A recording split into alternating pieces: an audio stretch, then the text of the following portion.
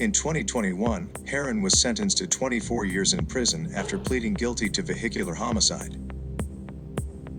The sentence was controversial, sparking debates about its severity. While some argued that it was a just punishment given the gravity of the incident, others, particularly on social media, expressed sympathy for Herrin, with many claiming the sentence was excessively harsh.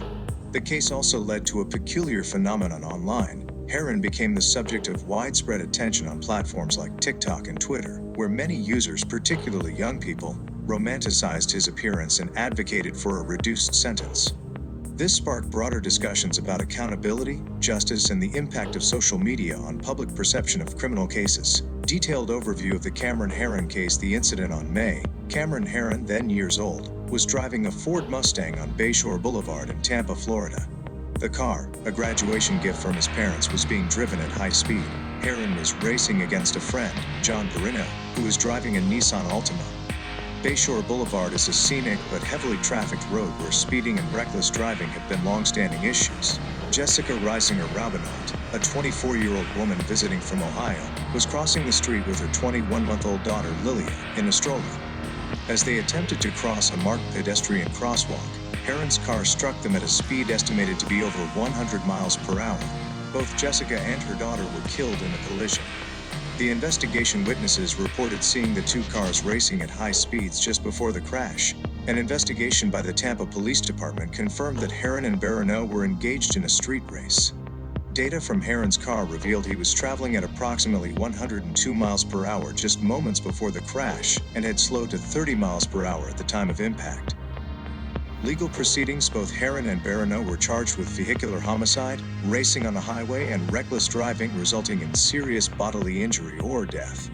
John Raubenont's plea deal. Raubenolt reached a plea deal with prosecutors, agreeing to a 6-year prison sentence, followed by 15 years of probation and community service obligations.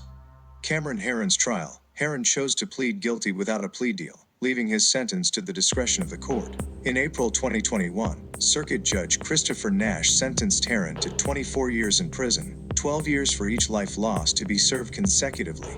Many viewed the sentence as appropriate, emphasizing the seriousness of Herrin's actions, which resulted in the loss of 2 lives. Advocates for road safety and the victims' families argued that a strong punishment was necessary to send a message about the dangers of reckless driving and street racing. On the other hand, Herrin's sentence became a controversial topic on social media after videos and images of Herrin circulated online, particularly on TikTok. A movement advocating for his release gained traction. Many users, drawn by Herrin's youthful appearance and remorseful demeanor, argued that his sentence was excessively harsh, especially compared to other cases involving similar charges.